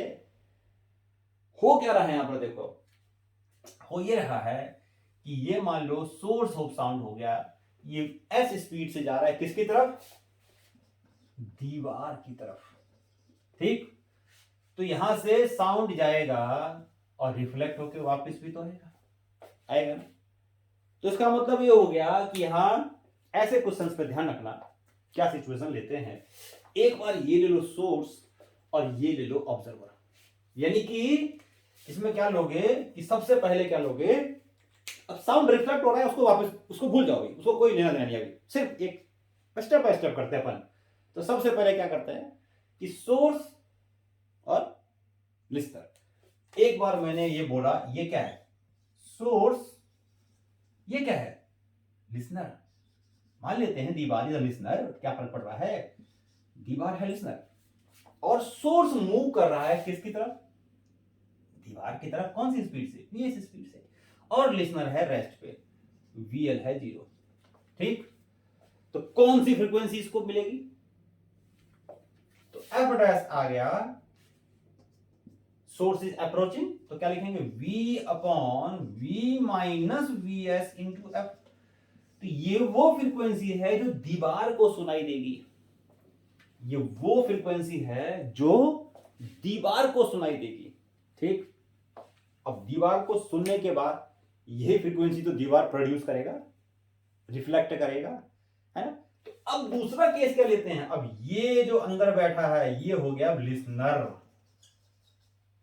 यानी कि जो अंदर बैठा आदमी ये हो गया लिसनर, और ये हो गया सोर्स। अब इससे इस तरफ आ रही है स्पीड, साउंड कौन सी स्पीड से आ रही है भाई, वी स्पीड, साउंड की स्पीड तो वही रहेगी, साउंड की स्पीड थोड़ी बदल जाएगी, है ना। तो अब सोर्स की तरफ, यानी कि अब हो गया लिसनर, और ये हो गया दीवार, क्या, यानी कि दीवार हो गया सोर्स, दीवार, अब दीवार हो गया सोर्स। पहले था कौन था, दीवार था लिसनर, पहले कौन था दीवार, लिसनर, कौन था दीवार, लिसनर, दीवार। अब कौन है लिसनर, अब है सोर्स, जो पहले सोर्स था अब लिसनर बन गया, जो लिसनर जो दीवार थी वो पहले वो लिसनर था, वो सोर्स बन गया, क्योंकि साउंड वहां से इधर आ रहा है। अब जब साउंड इधर से इधर आएगा तो अब सिचुएशन देखो क्या है। अच्छा, इसकी कौन सी फ्रीक्वेंसी है, स्पीड तो साउंड की वही है, लेकिन इसकी फ्रीक्वेंसी क्या हो चुकी है, इसकी फ्रीक्वेंसी अब बदल गई है, कितनी, ये, यानी ये जो फ्रीक्वेंसी इधर वापस आएगी वो एफ डैश वाली फ्रीक्वेंसी होगी, जा रही थी एफ डैश एफ फ्रीक्वेंसी की, लेकिन आ रही है एफ डैश की। ठीक, अब क्या लेते हैं एफ डबल डैश। अब इसके बाद अगर मैं यहां बनाता हूं, ये नोट करके पॉज करके नोट करते हैं सारा। अब जो इसको सुनाई देगा फ्रीक्वेंसी एफ, इसको, यानी कि अब लिसनर ये है, वो क्या होगा, अब उसके लिए क्या है कि जो सोर्स है वो रेस्ट पे है और लिसनर उसकी तरफ आ रहा है, और जब सोर्स रेस्ट पे होगा लिसनर इसकी तरफ आ रहा होगा तो क्या होगा, तो होगा v प्लस वी एस, कौन सी स्पीड से आ रहा है, लिसनर एस स्पीड से आ रहा है भाई, अप्रोचिंग द सोर्स, अप्रोच कर रहा है फ्रीक्वेंसी इसको और बढ़ जाएगी, तो v प्लस वी एस और नीचे v और into F dash, F dash. अब एफ डैश की वैल्यू हम डाल देंगे, ये डाल दो भाई, तो कितना हो गया v plus we S upon v और इनटू एफ डैश है ये, तो ये हो जाएगा हमारा v अपॉन कितना, v upon v minus we S और इनटू एफ, तो ये इससे कट गया, और ये आ गया v plus we S upon V minus we S into F, ये आ गया अपरेंट फ्रीक्वेंसी जो उसको अब सुनाई देगा। समझ में आई बात, क्या बताया। ऐसे क्वेश्चंस में ज्यादा कंफ्यूज होने की जरूरत नहीं है। Source listener, clear, source listener, clear, बस एफ डैश की वैल्यू पुट कर दी, कहानी खत्म। तो कोई भी व्हीकल अगर स्टेशनरी दीवार की तरफ जा रहा है हॉर्न मारते हुए, तो ड्राइवर को जो फ्रीक्वेंसी सुनाई देगी वो ये होगी। What is V S here? V S is the speed of the vehicle source, है ना। तो ये इसमें ये हमारी अपरेंट फ्रीक्वेंसी आ गई इस केस में। समझ में आया? क्लियर हो गया होगा? ठीक। अच्छा, इसमें देखो अगर भी पूछे कि नंबर ऑफ बीट्स क्या होगा, पास करके नोट करो, नंबर ऑफ बीट्स। भाई एक बार तो उसने साउंड प्रोड्यूस किया, कौन सी फ्रीक्वेंसी की? एफ फ्रीक्वेंसी की। सुनाई कौन सा दिया? एफ डबल एफ फ्रीक्वेंसी की। तो नंबर ऑफ बीट्स क्या होगा? Number of beats is equal to F minus या बिल्कुल ज्यादा होगी, F double S minus F. ये आ जाएगा number of beats. Number of beats, एक फ्रीक्वेंसी जो प्रोड्यूस कर रहा है, एक दूसरे को सुनाई देता है, दोनों का डिफरेंस नंबर ऑफ बीट्स। बस खत्म कहानी। समझ में आई बात? इस तरीके से दीवार वाले क्वेश्चन भी कर दिया हमने। आगे बढ़ते हैं और एक और सिचुएशन देखते हैं। देखो ये थोड़ा सा डिफरेंट है, समझ में जाओगे। तो कोई भी क्वेश्चन डॉपलर इफेक्ट इम्पॉसिबल नहीं है। कोई भी क्वेश्चन डॉपलर इफेक्ट का इम्पॉसिबल नहीं है। इन कंसेप्ट को समझो और क्वेश्चंस की प्रैक्टिस करो। कोई क्वेश्चंस इम्पॉसिबल नहीं है। क्या चीज है? देखो मान लो ये है सोर्स और ये इधर आ रहा है और लिसनर इधर जा रहा है दूर। अब तक जो हमने किया उसमें सोर्स और लिसनर को हमने सेम लाइन पे लिया। क्या ऐसा जरूरी है कि सेम लाइन पे हो? ऐसा जरूरी नहीं है। मान लिया दे आर मूविंग परपेंडिकुलर, कुछ भी एंगल से मूव कर सकता है भाई, तो मैंने परपेंडिकुलर ले लिया एक सिचुएशन है कि सोर्स तो इसकी तरफ आ रहा है विद वेलोसिटी, ये सोर्स है इसकी तरफ आ रहा है लिसनर की तरफ। मान लो लिसनर यहां है, यानी लिसनर मान लो इधर जा रहा है, इधर की तरफ। कौन सी स्पीड से? वीएल स्पीड से। वीएल स्पीड मान लेते हैं लिसनर की। और सोर्स इधर जा रहा है कौन सी स्पीड से? वीएस स्पीड से। ये है सोर्स, ठीक है। अब दोनों का लाइन ऑफ मोशन अलग अलग है। इस सिचुएशन में क्या करते हैं, मान लो at any instant of time यहां था, तो इसको इससे ज्वाइन कर दो और ये एंगल मैंने ले लिया थीटा, ठीक। तो अब क्या करोगे पता है, यानी इनके बीच का जो लाइन है वो ये है। तो सिर्फ तुम्हें ये करना है कि जो इनकी स्पीड है उस स्पीड को इस लाइन के अलोंग रिजॉल्व कर लो। यानी कि जो लाइन आपने बनाया, हमने बनाया, हमें इसकी स्पीड को इस लाइन के अलोंग रिजॉल्व कर देना है बस। समझ में बात? क्या बताया कि अगर सोर्स और लिसनर सेम लाइन पे नहीं जा रहे हैं, एक इधर और एक परपेंडिकुलर मूव कर रहा है मान लो, और इस तरीके से अगर ये मूव कर रहा है, सोर्स और लिसनर अलग अलग डायरेक्शन में जा रहा है, तो वो पॉइंट्स मिलाओ जो उनको लाइन को ज्वाइन कर रहा है ना। और स्पीड के वो कंपोनेंट्स निकाल लो जो उस लाइन के अलोंग है। जैसे मैं यहां पर करके दिखा रहा हूं, मान लीजिए एंगल थीटा है, ठीक। तो ये एंगल थीटा है जब, तो ये एंगल कितना हो जाएगा भाई? 90 माइनस थीटा। तो ये एंगल भी कितना हो जाएगा? इसको वीएल को मैं यहां कर देता हूं, चलो यहां वीएल ये लिखना था, तो ये भी 90 माइनस थीटा हो जाएगा। तो इसके दो रेक्टेंगुलर कंपोनेंट होंगे, एक ये और एक ये। इसको यानी कि वीएल को हमने क्या किया, रेक्टेंगुलर कंपोनेंट्स में रिजॉल्व कर दिया। तो ये 90 माइनस थीटा, तो ये भी थीटा होगा। तो इसको अब हटा देता हूं। क्यों वो थीटा? क्योंकि इन दोनों का सम कितना है? 90 है। तो ये 90 माइनस थीटा है, थीटा हो गया। इनको जोड़ोगे तो 90 आएगा, ये है ना। ये 90 माइनस थीटा, तो दिस प्लस दिस इज 90, क्योंकि ये तो इसका रेक्टेंगुलर कंपोनेंट्स है। तो इसको हटाओ, खत्म कहानी इसकी, इसमें जरूरत नहीं है। तो ये थीटा है तो ये भी इसमें थीटा हो गया, ठीक है। तो इस VL के दो कंपोनेंट होंगे, इधर क्या होगा? VL cos थीटा, एंगल के साथ हमेशा cos होता है, ये होगा VL sin theta. VL cos theta, VL sin theta, clear. ऐसे ही जो VS है, इसका ये वाला कंपोनेंट क्या होगा? VS cos theta. तो मैंने क्या बताया कि VL और VS को उन कंपोनेंट्स में रिजॉल्व करो जो एक ही लाइन पे आ रहा है, एक ही लाइन पे आ रहा है। अब इसमें देखोगे तो ये जो परपेंडिकुलर कंपोनेंट, जो परपेंडिकुलर जब मूव करता है, तो परपेंडिकुलर कंपोनेंट से अगर दो चीजें दूसरे के परपेंडिकुलर जा रही है ना, तो जब परपेंडिकुलर मोशन होता है तो वो डॉपलर इफेक्ट में, जो उसमें कोई इफेक्ट नहीं डाल पाता है। तो इसके दो कंपोनेंट होंगे ना, इसके भी तो रेक्टेंगुलर होंगे, एक ऐसे हो जाएगा इसका परपेंडिकुलर, तो इसके पैरेलल हो जाएगा। तो वो तो मोशन पे कोई इफेक्ट नहीं डाल पाएगा, इसका इसके पैरेलल और ये इसके पैरेलल हो गया, तो जो पैरेलल होगा उसके वजह से थोड़ी मोशन में डॉपलर उसमें चेंज आएगा, फिर प्रिंसिपलिटी स्पीड अब भी 0 है ना? लेकिन एक लाइन के अलावा हमने इसको रिजॉल्व कर दिया, तो अब फार्मूला देखो क्या चेंज करेंगे। यहां पर क्या दिख रहा है, ये चीज इसके पास आ रहा है, लिसनर दूर जा रहा है, क्लियर है? तो सिंपल सा फार्मूला देखो, अब मेन फार्मूला ऐसा कह सकते हो कि मेन फार्मूला यही है, मेन फार्मूला यही है। कैसे देखो, यहां जो एफ डैश आएगा that will be V minus, plus minus लिख देते हैं, प्लस माइनस क्या लिखोगे, ऊपर लिखते थे क्या वी एल, तो यहां देखो V L sine theta, V L sine theta, और अपॉन क्या लिखोगे, upon V minus plus we S cos theta into F, इसका फार्मूला आ गया।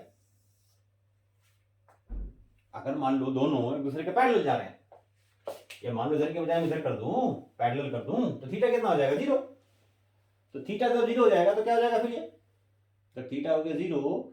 अगर दोनों एक दूसरे के पैरेलल जा रहे हैं, मान लो ये चीज मैं इसको क्या कर दूं, इधर कर दूं, ये इधर कर दूं, ऐसे ये वाला 0 कर दूं, ऐसे कर दूं, है ना? तो ये थीटा हो जाएगा 0, और ये जो ये चीज हो जाएगा, ये 90 डिग्री बन जाएगा, ऐसे ये 90 डिग्री बन जाएगा भाई। ये देखो ना, ये चीज अगर ऐसे हो गया है ना, तो इसमें दोनों अलग अलग एंगल है, ध्यान रखना। ये चीज अगर ऐसे हो गया तो ये चीज अगर ऐसे हो जाएगा, ये ऐसे, ये अगर इधर आ गया तो ये चीज इधर आ जाएगी, ये चीज इधर आ जाएगी, है ना? तो कहने का मतलब ये है कि इस तरह से बन गया हमारा ये, तो v plus minus V L cos theta, V L sine theta plus we S cos theta, ये फार्मूला बन गया हमारा।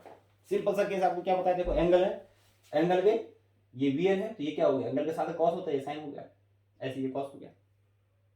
तो इस तरीके से हमने क्या किया, हमने इसको कंपोनेंट्स में रिजॉल्व कर दिया, और हमने इसमें स्पीड का फार्मूला निकाल दिया। तो ये इसका कॉमन फार्मूला है, ठीक है?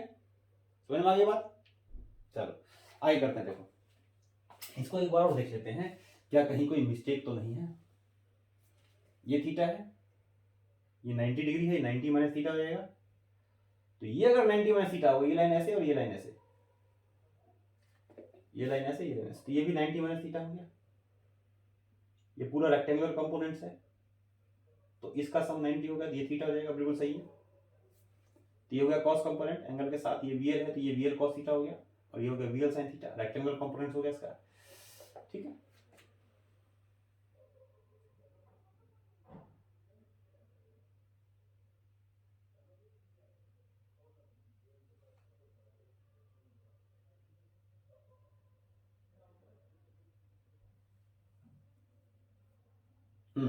ठीक है, तो ये हमारा आ गया F dash equals to V plus minus V L sine theta upon V plus minus we S cos theta, clear है?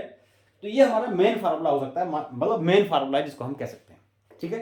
तो ये हमारा हो गया डॉपलर इफेक्ट। अब इससे रिलेटेड हम क्या करते हैं, कुछ क्वेश्चंस ट्राई करके देखते हैं, ठीक है?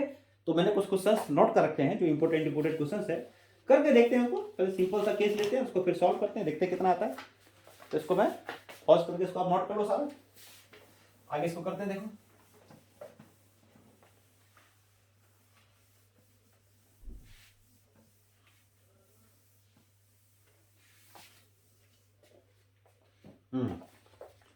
तो इसमें हम देखो करते हैं कि पुलिस कार, जैसे क्वेश्चन है भाई नेता पुलिस, वही वाली बात, क्या police car moving at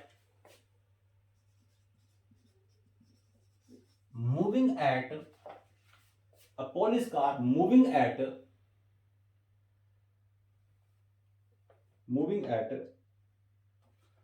22 meter per second, 22 meter per second chases a motorcyclist,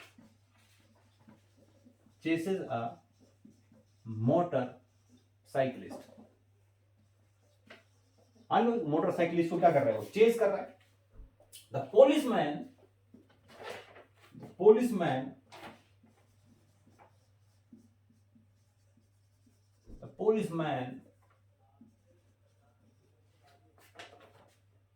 sounds his horn sounds his horn at 176 hertz frequency है, जिस फ्रीक्वेंसी से उसको कर रहा है वो, while both of them move towards a stationary siren. Both of them move towards a stationary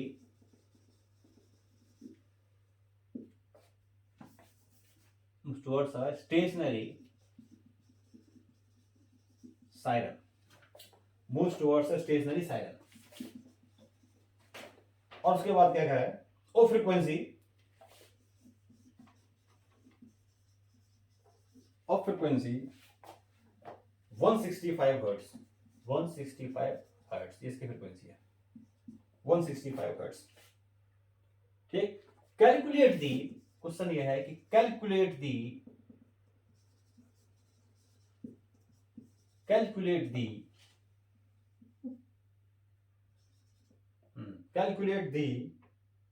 speed of motorcycle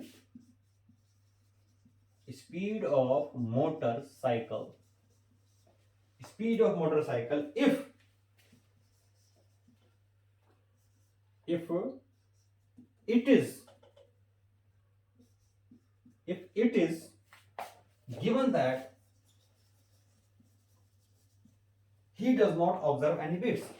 that he does not observe any beats, यानी कि वो जो है कोई बीट्स ऑब्जर्व नहीं कर रहा। तो हमें बताना है इसमें, देखो कि उसकी स्पीड कितनी थी।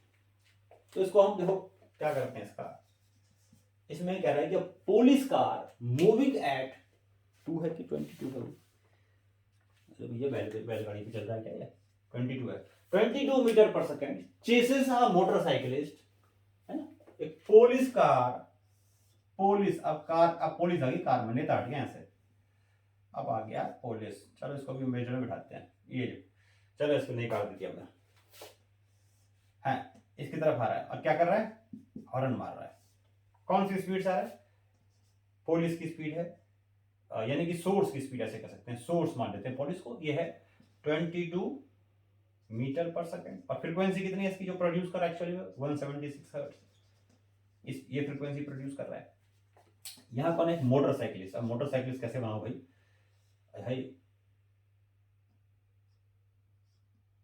ये बना दी मोटरसाइकिल, बैठा जो आदमी है भगा रहा है मोटरसाइकिल को, पता नहीं कौन सी मोटरसाइकिल है ना, ये मोटरसाइकिल बना दी मैंने इसकी, ऐसा लग रहा है पता नहीं कौन सी मोटरसाइकिल है, चलो कोई नहीं। और यहाँ सामने क्या है, कौन सी स्पीड जा रहा है, पता नहीं कौन सी स्पीड जा रहा है, निकालना है, अननोन है, क्वेश्चन मार्क लगा देते हैं इसके आगे, है ना।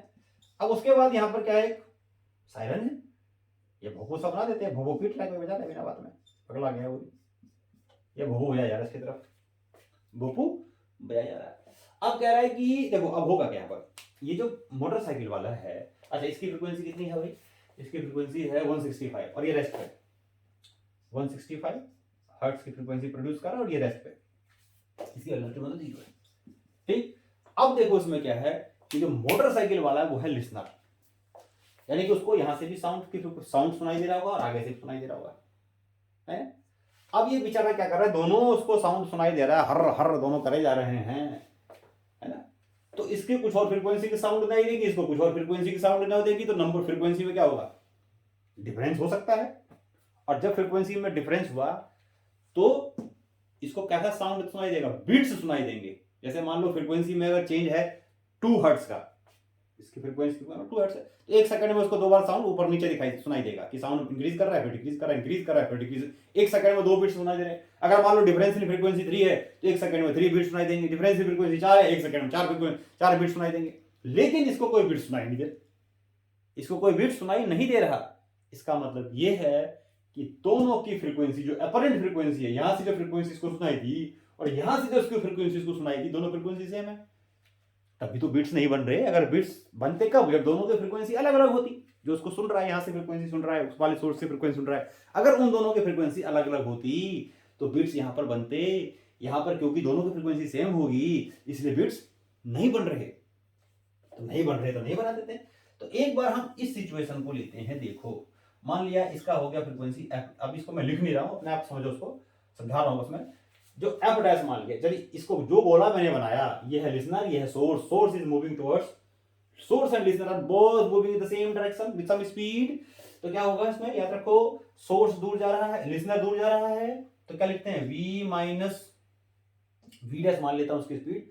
लिसनर पास आ रहा है, तो पास आ रहा है तो फ्रीक्वेंसी बढ़नी चाहिए, तो लिसनर सोर्स हमेशा नीचे आता है तो +22 आ जाएगा।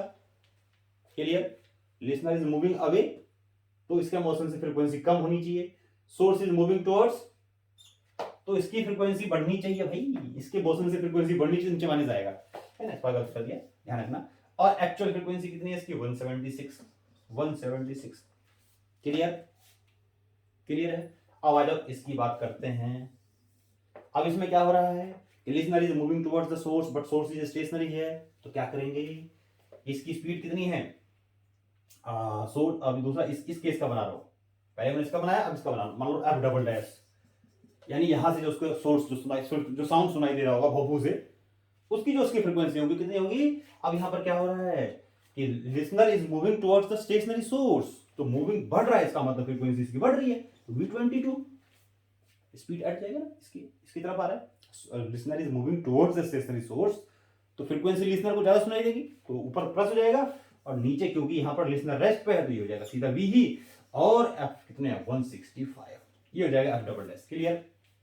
पहले केस में क्या था कि ये और ये दोनों, ये सोर्स ये लिसनर दोनों सेम डायरेक्शन में जा रहे हैं, तो इसके मोशन दूर जाने से फ्रीक्वेंसी कम हो रही है, तो लिसनर की मैं लिसनर जब दूर जाता है तो माइनस कर देते हैं ऊपर, और सोर्स पास आता था तो भी नीचे माइनस करते हैं, क्योंकि डिनोमिनेटर भी बड़ा होना चाहिए, छोटा होना चाहिए, तभी तो एक्चुअल और बड़ा आएगा। तो ये हो गई, ये फ्रीक्वेंसी जो इससे सुनाई दे रही है उसकी ये है, इससे सुनाई दे रही है, दोनों, अब क्या नंबर ऑफ बिट्स का 0 है, इसका मतलब क्या हो गया कि नंबर ऑफ बिट्स अगर 0 है, इसको मैं हटा देता हूं, तो इसको आप नोट कर लो पहले यहां तक। अब इसमें ये कह रहा है कि जो उसको बिट्स है कोई बिट सुनाई नहीं दे रहा है, इसका मतलब ये हुआ कि since no beats is heard by motorcyclist, कोई उसको बिट्स नहीं सुना, इसका मतलब F dash equal to F double dash. क्या करोगे, तो v minus V double dash v dash upon v minus 22 into 176 equals to v plus 22 upon v और इंटू 165। ये हो गया। अब इसको सॉल्व करना है जस्ट, और हमको क्या निकालना है सॉल्व करके, हमको निकालना है v डबल डैश, क्योंकि v तो पता है, सॉरी v डैश निकालना है क्योंकि तो हाँ v डैश हमें निकालना है। v डैश किसकी स्पीड थी, v डैश, यार कुछ गड़बड़ कर दिया क्या, गड़बड़ क्या कर दिया, गड़बड़ झमेला कर दिया क्या, हाँ v डैश कितना था, v डैश कितना था इसमें, v डैश हमने किसकी स्पीड ली थी, v डैश हमने स्पीड ली थी वो 22 की, हाँ उसकी स्पीड थी। अच्छा इसमें v डैश है भाई, ये 22 नहीं, यहाँ पर v डैश है, sorry v plus v dash, v plus v dash क्यों, क्योंकि हम 22 तो उसकी स्पीड है ना, पुलिस वाले की है, मोटरसाइकिलिस्ट की स्पीड तो v डैश माना है, तो v प्लस v डैश लेंगे ना उसमें, क्योंकि वो सोर्स की तरफ जा रहा था, तो v डैश लेना चाहिए था हमें, तो थोड़ा सा करेक्शन कर लेना पीछे। अब तो सॉल्व कर लेते हैं, कोई बात नहीं, देखते हैं अब सॉल्व करके वैल्यू कितनी आएगी, इसको सॉल्व कैसे करेंगे, तो बहुत मुश्किल सा है, चलो कर लेते हैं भाई, देखते हैं, कोशिश करते हैं, क्या पता हो कुछ ना कुछ तो जुगाड़ बनेगा। तो मैं अब कैलकुलेशन यहीं से देख लूँ क्या, कैलकुलेशन यहीं से कर देते हैं इसका, हाँ पहले इसकी वैल्यू डालो, पहले क्या करो v की वैल्यू पुट करो, तो v की वैल्यू कितना है 330 minus v dash upon 330 minus 22, 330 minus 22 equals to what, equals to v plus v dash into v और इंटू 165। ठीक है, तो ये आ गया 3, अच्छा यहाँ पर कितना है 176 भी है, तो ये आ गया आपका 330 माइनस v डैश अपॉन कितना आ गया, ये कितना आ गया, ये क्या हो रहा है, ये क्या हो रहा है, इसमें क्या था, हाँ 308, तो तो 308 आ गया डिफरेंस इंटू 176 और v plus v dash upon v into 165 ये आ गया, है ना। तो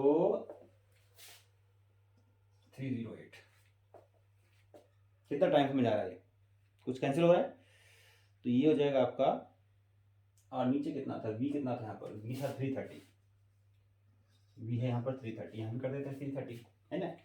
तो ये कितना टाइम्स में गया, ये 2 टाइम्स में गया, देखो ये 2 टाइम्स में गया, 2 टाइम्स में गया। जब 2 टाइम्स में गया तो ये कितना हो गया फिर,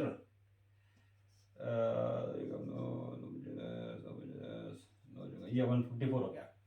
अब 154 पूरा कैंसिल हो गया, दोबारा लिख देते हैं 330 माइनस वी डैश अपॉन 154 और into 176 equals to V plus V dash upon 2 तो कैंसिल हो गया पूरा, इंटू 165 कैंसिल हो गया पूरा, ये आ गया हमारा।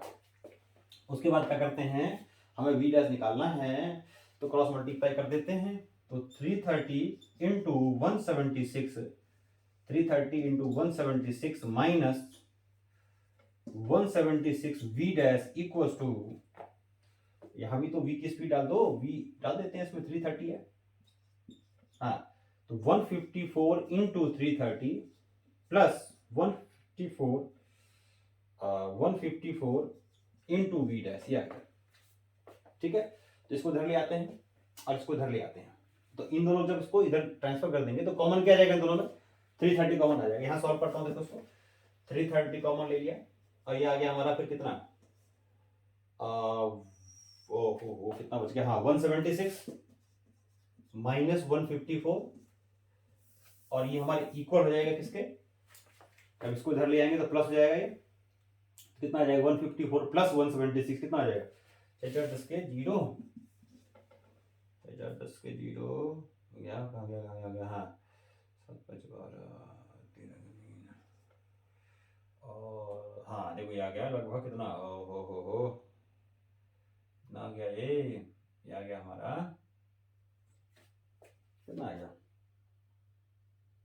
176 और 154 कितना आ गया, 330 आ गया, 330 आ जाएगा बिल्कुल, है ना, हाँ 330 आ गया और इंटू क्या आ गया, इंटू वी डैश ऐसा आ गया, तो ये कैंसिल हो गया, तो वी डैश की वाली आ गई 176 माइनस 154 और ये आ गया हमारा 2 ये आ गया 22 मीटर, है 22 मीटर पर सेकंड, सेम बहुत तरीके, क्या बात, वेरी गुड, 22 मीटर पर सेकंड। तो इसका मतलब ये हो गया कि जो उसकी स्पीड थी पुलिस वाले की स्पीड, वही स्पीड किसकी है, मोटरसाइकिलिस्ट की स्पीड, दोनों की स्पीड सेम थी भाई, समझ में आया।